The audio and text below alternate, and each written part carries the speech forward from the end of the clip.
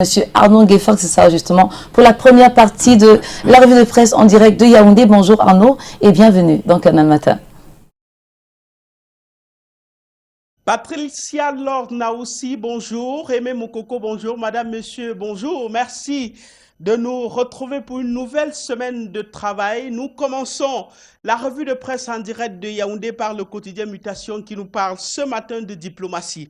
Intérêt sur le sommet de Sochi, le journal voit un Paul Biya et la roulette russe, sauf ultime changement, écrit le journal, le chef de l'État ne va pas honorer l'invitation de Vladimir Poutine, il est le président russe. Une visite du ministre français des Affaires étrangères Jean-Yves Le Drian est annoncée ce mardi à Yaoundé, jour de l'ouverture du sommet russe-Afrique. Pour les détails, lire en page 9 du quotidien Mutation en kiosque ce matin. Mutation, en outre, ce matin revient sur cette affaire du procureur de la République de Yaoua. Les commerçants de la localité ont demandé la tête du procureur, mais le journal de Georges Alain Boyomo rend ce lundi l'enquête menée à ce sujet. L'enquête a exploré tous les contours et pourtours de l'affaire, donnant finalement raison au procureur. Constat, l'affaire découlerait de la rigueur de l'homme à mener une guerre contre les réseaux justement de contrebande et de contrefaçon. Sa dernière action serait la saisie d'un important stock de carburant frelaté, sans oublier les produits un peu néfastes comme le tramadol et bien d'autres. C'est donc cette guerre contre les contrebandes et les produits de contrefaçon qui amène les populations très futées dans la pratique à demander la tête du procureur de la République de la localité de Yaoua. Le tri-hebdomadaire Essinga est en kiosque ce matin, toujours dans le sillage de la diplomatie, comme je le disais, avec Mutation, et nous parle de cette saisie immobilière qui constitue une véritable mafia camerounaise à Marseille, en France. L'État enlisé dans une longue procédure visant à valider en France les dommages et intérêts contenus dans la condamnation à vie au tribunal criminel spécial confirmé en catimini par la Cour suprême en mars 2019 de l'ancien percepteur du consulat du Cameroun à Marseille, Lucie Mbala, épouse Jeannette. Pourquoi? Ou bien pour avoir saisi un immeuble dont la propriétaire, lui, est querellé devant les tribunaux français. Du tribunal criminel spécial, justement, parlons-en avec le journal Indépendant. Ce matin, avec une question à sa une, jusqu'où peut-il aller au sujet des biens mal acquis? Le tribunal criminel spécial TCS, justement, est passé à la vitesse supérieure, en effet, avec l'inventaire des biens mal acquis d'Atangana Kuna, de Edgar Alain Mebengo, de Polycarpe Abba et de Solo, entre autres. Et cela donne des frissons dans le dos. Il ne s'agit plus simplement d'infliger de lourdes peines aux prévaricateurs. Il faut récupérer les biens volés, plus facile à dire qu'à faire. Tout de même, à lire dans les colonnes du journal Indépendant, parution de ce lundi matin, surtout que le Cameroun a besoin d'argent. Heureusement, on nous informe des faits actuels, parution de ce matin, parlant du Cameroun et de la Banque mondiale, que 117 milliards de francs CFA sont à disposition pour soutenir les politiques publiques. Ces ressources pourvues par la Banque mondiale viennent récompenser les mesures d'assainissement des finances publiques telles que la réduction du déficit budgétaire, une meilleure gestion des fractures, donc des soldes, et puis la transparence dans la gestion de la commande publique, nous dit Défi actuel, parution de ce matin. Le journal Sans détour est en kiosque ce matin sans nous présenter et nous présente deux personnalités, Baba Dampulo et Joseph Dion Gouté. Et nous, en nous plongeant sur une campagne haineuse contre le Premier ministre chef du gouvernement menée par une certaine presse. Le chef du gouvernement est depuis quelque temps en effet la cible privilégiée d'une presse à gage qui croit devoir défendre les intérêts de l'homme d'affaires et multimilliardaire camerounais. Une cabale médiatique qui tire ses racines, disons, de l'affaire Nextel qui secoue les deux personnalités depuis quelque temps, à savoir Baba Dampulo et le Premier ministre Joseph Dion Gouté. Le bi-hebdomadaire Génération Libre nous parle ce matin de ces inondations dans la région de l'extrême nord avec un point d'honneur sur la visite du ministre de l'administration territoriale. Il était au chevet des sinistrés. Plus de 50 000 personnes sont touchées pour ces inondations dans les arrondissements de Zina, de Maga et de Kaikai. Ce sont au total près de 60 villages sur 110 affectés par la catastrophe, nous informe Génération Libre, parution de ce lundi matin. Le journal L'Orphelin met un point d'honneur lui aussi ce matin sur le soutien du chef de l'État à ces populations-là.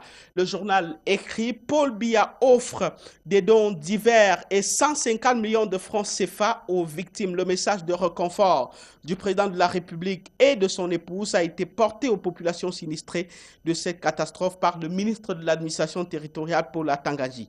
Plus de détails à lire en page 2 et 5 de la parution L'Orphelin de ce matin. Le journal La Veuve est dans le même sillage en nous faisant savoir ce lundi que le couple présidentiel vole au secours des sinistrés des inondations. Paul Atangandji, porteur du réconfort et du soutien de Paul et Chantal Biya, a rassuré de la disponibilité du couple présidentiel et de la nation tout entière à leur venir toujours en aide en cas de besoin. Le journal Le Quotidien est dans la même mouvance. Mise en exergue ce matin le geste fort du président de la République, mais surtout porté par un homme de terrain, Paul Atangandji, à l'extrême nord, a donc supporté auprès des populations le geste qui sauve du chef de l'État et de son épouse. Même actualité, même mot pratiquement avec Le Quotidien épervier. Le journal de Léopold Clovis Nunjo fait une sorte de récapitulatif du soutien reçu par les populations victimes.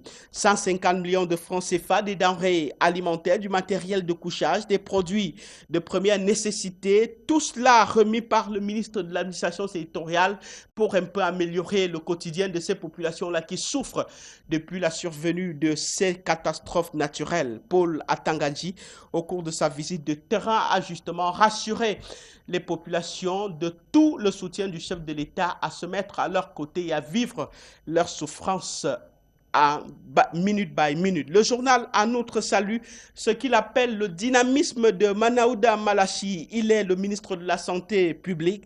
Le constat, c'est que depuis son arrivée à la tête de ce département ministériel, sensible parce que touchant à la santé des Camerounais, les choses bougent effectivement au nom de la préservation de la santé des Camerounais. Il a apporté un certain nombre de réformes, mais est sur le terrain chaque jour pour s'assurer de la mise en œuvre et surtout de la présence effective du personnel médical en poste à toute heure, à travers ce qu'il a appelé les visites inopinées à toute heure, de jour comme de nuit. Il a su imprimer sa marque au ministère de la Santé publique. On va commencer la semaine avec un petit sourire. Il faut je vraiment... vous propose de regarder cette caricature qui certainement vous donnera un peu de sourire pour commencer la semaine. Question d'un prof à un élève. How many types of coffee are there in Africa? Réponse, 2 types. Good. What are there? Réponse, Kofi Olomide and Kofi Annan. Répond l'élève. Stop et fin. Revue de presse en direct de Yaoundé. Je vous envoie l'antenne à Douala pour la suite de la revue de presse. Michael Kiptio. Bonjour amical à vous, chers amis.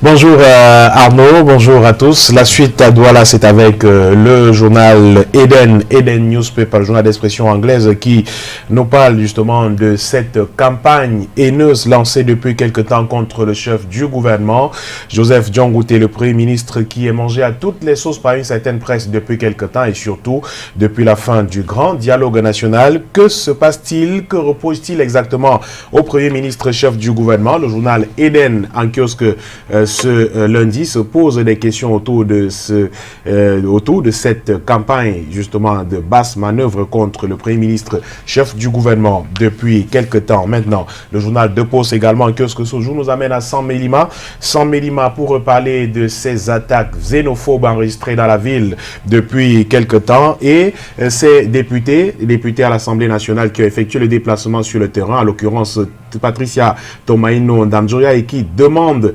justement que les responsables de ces attaques xénophobes soient arrêtés et punis selon la loi. Tomaino Ndamjoya qui était donc à Saint-Mélima il y a quelques jours, elle est députée à l'Assemblée nationale du Cameroun. Et un autre journal de Star également en kiosque ce jour nous amène dans la région du sud-ouest Cameroun et dans le Lébialem précisément pour nous parler de cette réunion des chefs traditionnels de cette localité, ces chefs traditionnels justement qui appellent des forces séparatistes à déposer les armes et à retourner à la maison pour un retour de la paix dans la région du sud-ouest du Cameroun. C'est lors d'une réunion qui s'est tenue dans cette localité, ces chefs traditionnels qui dénoncent justement ces enfants qui ont pris les armes contre la nation, leur demandent de déposer les armes pour une réconciliation, pour mettre un terme à la crise actuelle dans la région du sud-ouest Cameroun. Le quotidien La Nouvelle Expression nous parle du nord-ouest et du sud-ouest précisément avec ces installations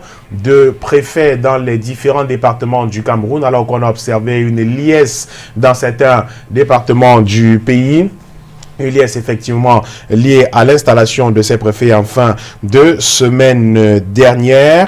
Ils ont été installés dans leurs différents départements, sauf dans les régions du nord-ouest et du sud-ouest du Cameroun où on n'a pas vraiment observé cet engouement. En fin de semaine dernière, ils ont été nommés, mais des préfets installés sans population dans le nord-ouest et le sud-ouest du Cameroun, c'est généralement dans des tribunes beaucoup plus parsemées d'hommes en tenue qu'ils ont été installés, ces nouveaux préfets, sur les places des fêtes et aux alentours. La forte présence des militaires lourdement armés était très perceptible et les populations, elles, étaient plutôt rares, pour ne pas dire absentes dans presque toutes ces villes des régions du nord-ouest et du sud-ouest du Cameroun. Et le journal de conclure que les menaces de représailles brandies par les séparatistes ont fait des effets sur une population prise entre le marteau des forces de l'ordre et l'enclume des forces séparatistes. C'est donc la conclusion à laquelle arrive le quotidien La Nouvelle Expression en kiosque aujourd'hui pour décrire justement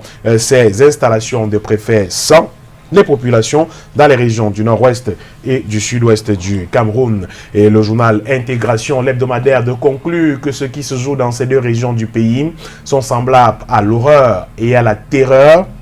Depuis quelque temps, une semaine précisément, les villes mortes, les assassinats ciblés et les attaques à l'arme blanche ont atteint le pic dans le nord-ouest et le sud-ouest du pays, inspiré par une certaine diaspora. Une ligne de pensée est rentrée dans la stratégie d'épuisement de Yaoundé. Mais comment faire pour mettre un terme à cette montée de tension observée depuis quelque temps dans ces régions, dans les deux régions anglophones du Cameroun? La tension qui est en montée d'un cran depuis quelques jours. Ce qui s'y joue, c'est donc la terreur, écrit Intégration, provocation après provocation, intimidation après intimidation.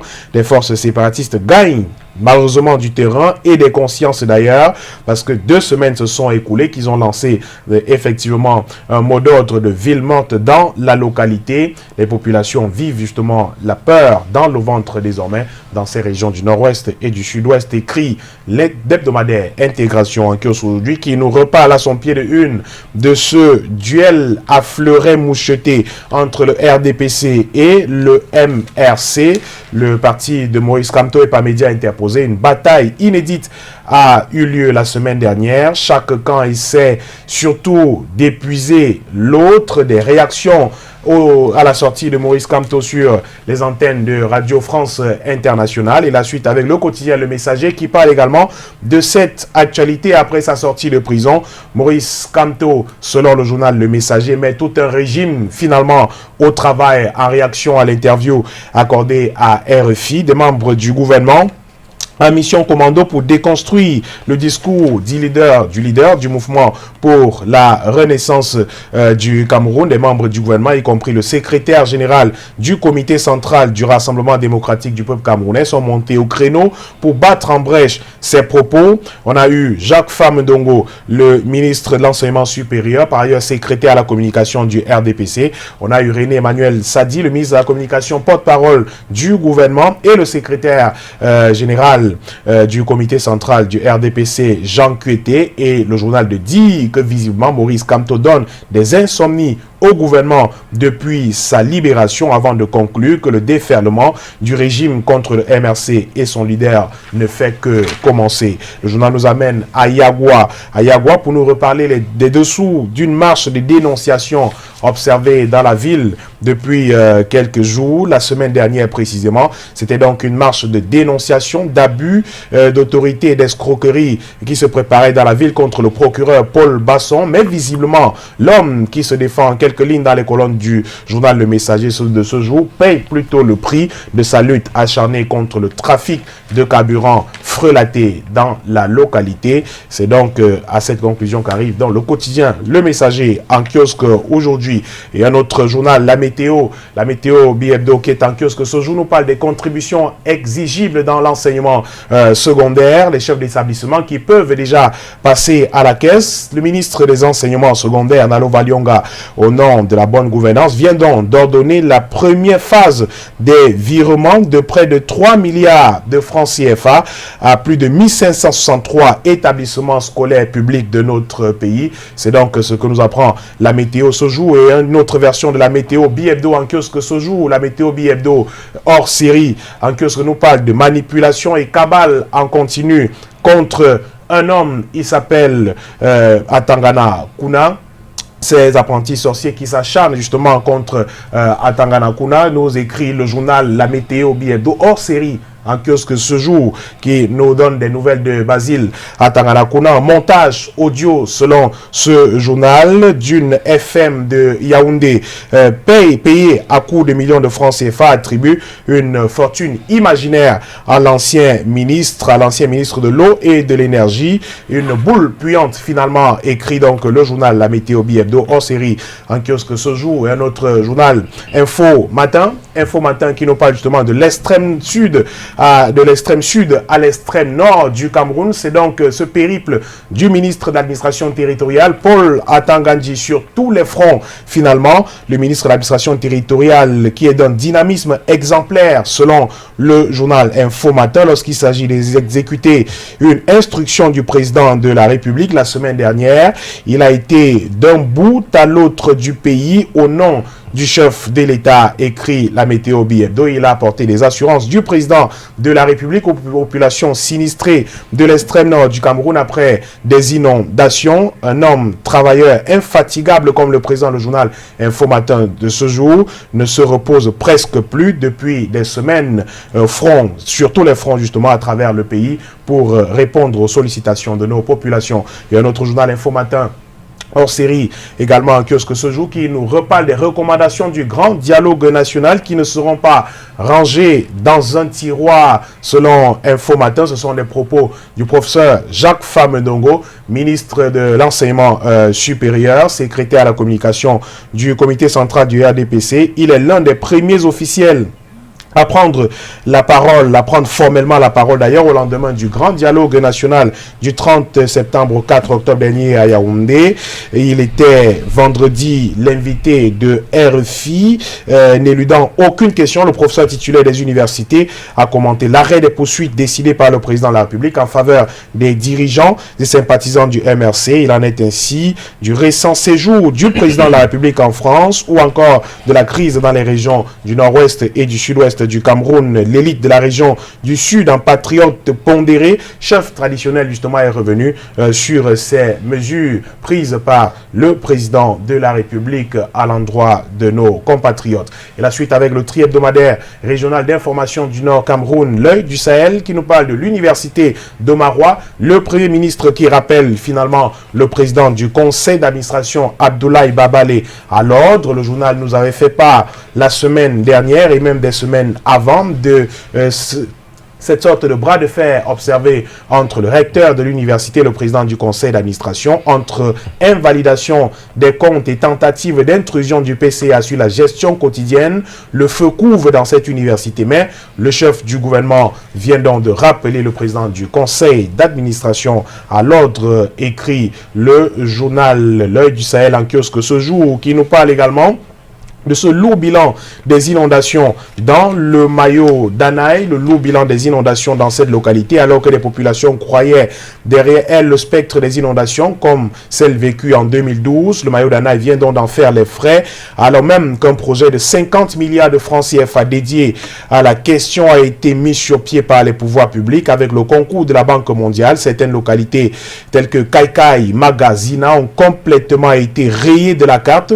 Le gouvernement de la République, à travers le ministre de l'administration territoriale en visite à Maga vendredi dernier, a réveillé le projet de la digue, route de 330 km annoncé par le président de la République en 2012, nous apprend le tri-hebdomadaire régional d'information du Nord Cameroun, l'œil du Sahel. Et on termine avec un autre hebdomadaire, l'hebdomadaire du monde juridico-judiciaire Kalara, qui nous parle encore d'Atanganakuna au tribunal criminel spécial. Basile Atanganakuna, l'ancien ministre à l'origine du troisième procès contre William Solo, le patriarche de la Meufou Yakono, va bientôt répondre d'une accusation de détournement de fonds publics d'un montant de plus de 2 milliards de francs CFA. Au départ, une dénonciation de son frère William Solo, l'ancien ministre de l'eau et de l'énergie. Économie de cette enquête judiciaire à lire donc en page 4 de l'hebdomadaire Kalara en kiosque ce lundi. Merci beaucoup. Et parmi nos millions de téléspectateurs qui vous ont suivi avec beaucoup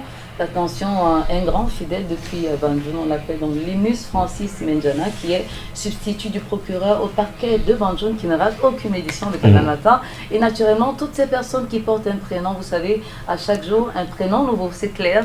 Aujourd'hui, nous avons des Adeline, des Hélène, voilà, des Céline, j'allais dire, et bien sûr des Irène. Alors, le temps peut-être d'améliorer la qualité sonore de votre intervention, Patricia. Il faut préciser que ce matin, on a aussi une pensée, en plus des Céline, des Célia et des autres, à l'endroit des personnes qui ne peuvent oublier, comme le Cameroun, un 21 octobre. On aurait pu allumer une bougie ce matin pour les disparus de la catastrophe des Eka. 2016, 2019, le temps passe vite, mais les cœurs sont toujours aussi criblés de douleur. On essaie au quotidien de ne pas rester figé sur cette affaire, qui demande encore que lumière soit faite jusqu'à présent. Michael Tikio, malheureusement, la presse a un peu passé à côté de cette commémoration, de ce rappel historique, même s'il faut le dire, on a la journée sur Canal 2 International pour revenir sur ces faits, un 21 octobre, une date triste quand même, oui, tristement célèbre. Effectivement, je crois que c'est le lieu, vous l'avez déjà dit, Aimé, d'avoir une pensée pour toutes les victimes de cette catastrophe. Les disparus comme les blessés. Disparus, oui, les blessés également. Il y en a qui portent des séquelles jusqu'à ce jour. C'est le moment d'avoir une pensée pour eux et pourquoi pas pour les familles des personnes qui malheureusement ont perdu la vie dans cette catastrophe ferroviaire. Voilà. Et on le dira, demain, ça fera donc pratiquement 3 ans que s'est produit cet accident ferroviaire. Oui, c'est ce 21 octobre. Oui, ce 21 octobre justement. Et Dieu merci, mieux vaut tard que jamais. Ces nombreuses victimes ont été indemnisées par l'État camerounais, on le disait. Elle se prénomme Adeline, Céline, Irène, qui ont donc, elles sont à l'honneur aujourd'hui parce que c'est les prénoms. À l'honneur, vous le savez, chaque jour correspond à un nouveau prénom et ça va de soi. Si. Je pense à Adeline Penka qui nous regarde quelque part, c'est une grande fidèle de l'émission. Et puis Irène Tchunga qui nous regarde également quelque part du côté de Bonapriso, ici même à Douala. Alors Céline, vous en connaissez, elle a dévoilé le prénom principal, il y en a d'autres. Oui, Céline, Adeline et autres. Bah, écoutez, à toutes les Céline. Céline Eco, toutes les Céline. Football féminin. Oui. Bon, Céline Dion, au passage, on salue. Elle nous regarde depuis Québec, à Montréal, avec un temps, un hasard. Mais ce qui est bien, c'est que nous allons peut-être prendre congé de vous, Michael Tikio, en disant merci aussi à notre ami Ngefak Arnaud et toute l'équipe technique en direct de Yaoundé pour la revue de presse. On va faire honneur aussi aux forces armées et police avec les chansons du cœur aujourd'hui. 2 titres qui célèbrent nos hommes d'armée, anciens combattants de Zao, qu'on ne présente plus. Et puis Zangalewa, leçon d'histoire, vous la connaissez, du titre Zamina. Zamina ou ancien combattant, vous pouvez déjà faire les votes sur la page de Facebook du Canal Matin. Ça s'appelle Ma chanson du cœur. Dites-nous le plus beau souvenir que l'une de ces chansons dont moi vous rappelle. Et ce sera quoi votre choix? Ouais, je vais faire le choix de Zamina. Zamina, ouais. Ouais, vous connaissez le pas de danse. Oui, c'est clair. Avec les vêtements. Voilà, c'est quelque chose d'assez intéressant. Et moi, c'est mon choix de ce lundi. Merci Voilà. beaucoup, Michael. Ça a été compliqué, on le sait, et ce sera d'ailleurs le cas pour nos téléspectateurs qui ont l'obligation, mine de rien, de choisir, donc de voter pour cette chanson qui vous ravive tant de souvenirs qu'on aimerait tout simplement partager avec vous. Rendu donc à ce 21e jour du mois d'octobre, j'allais dire, pour le compte de l'année 2019.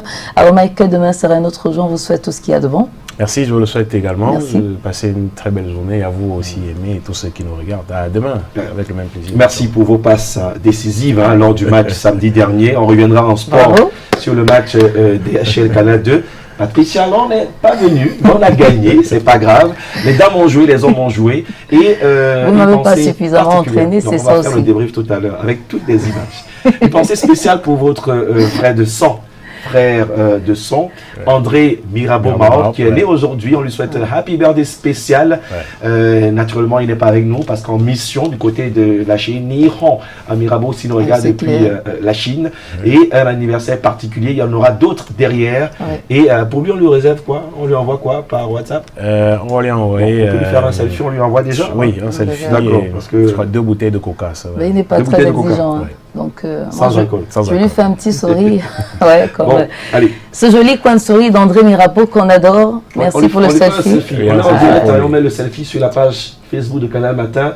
Ce sera pour dire que vous pouvez aussi le faire. Ah, c'est clair. Et il est parmi des nombreuses personnes qui attendent la suite. Un directeur, un frère que j'ai connu depuis une dizaine d'années. Il n'a que 38 ans, mais est à la tête d'une grande banque. Aujourd'hui, d'ailleurs, c'est passé sur Canada International, la BGF Super. Bank.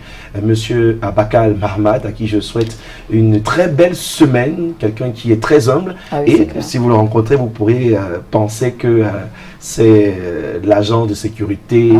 ou d'entretien. Il n'a pas de complexe, et spécialement pour lui. Assalamu alaikum, monsieur Abakal Mahamat, et tout le personnel qui vous accompagne ce matin. Et vous le savez, les grands hommes ont ceci en commun, c'est qu'ils Ah oui. sont d'une humilité légendaire. Allez, HBD, avant qu'on ne prenne justement cette petite page colorée, question de faire un clin d'œil chaleureux à nos partenaires. HBD, donc, a une sympathique maman qui nous regarde tout le temps, maman Ngoyebga, Rose. Oui, c'est la maman de nous que Sébastien, un fidèle de l'émission. Et bien sûr, chez M. Christophe, dit Humeur, qui nous regarde depuis justement ancien 3e. C'est ici même à Douala, le temps justement de se prendre cette petite page colorée. Juste derrière, vous le savez, chaque jour est une date historique. À toute.